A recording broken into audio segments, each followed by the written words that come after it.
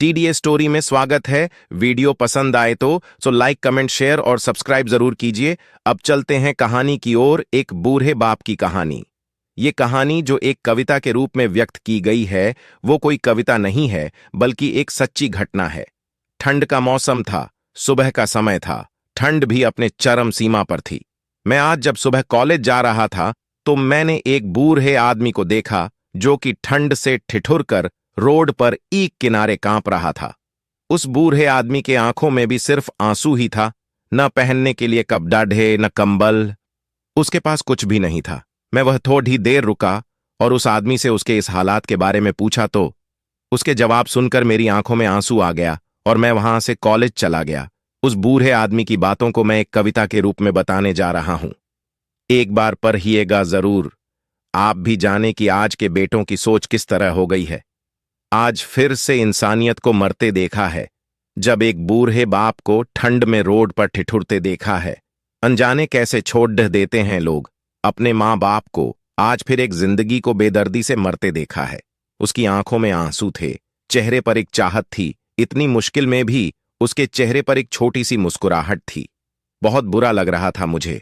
ना जाने क्यों मन में एक बेचैनी थी। मेरे पास कुछ भी न था देने को, लेकिन फिर भी उसको कुछ भेंट देनी थी।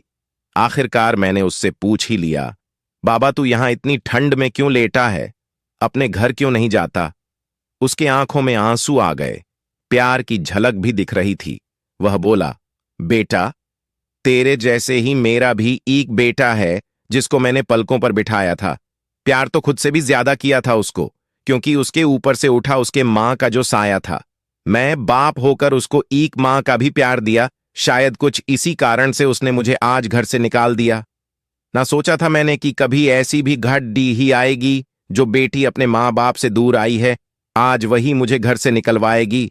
मैंने बेटे को बहुत समझाया, अपने किए हर प्यार को बताया था, पर बेटे के मन में जैसे एक अंधकार सा छाया था। वो भी अपनी पत्नी की बातों में आकर अपने बाप पर जुल्म ढाया है।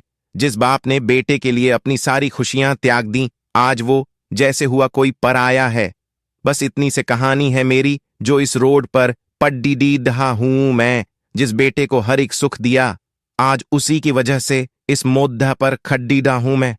बेटे, एक बात तुमको भी बताता हूं, तू बहुत प्यार करना अपने माँ बाप को, पर इस मोद्दा पर मत छोड़ देना कभी।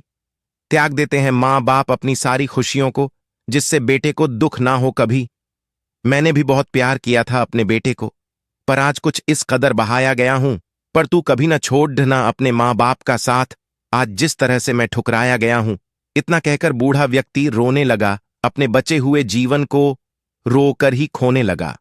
फिर मैं भी वहां से चला गया। उसका दर्द मुझको भी रुला गया।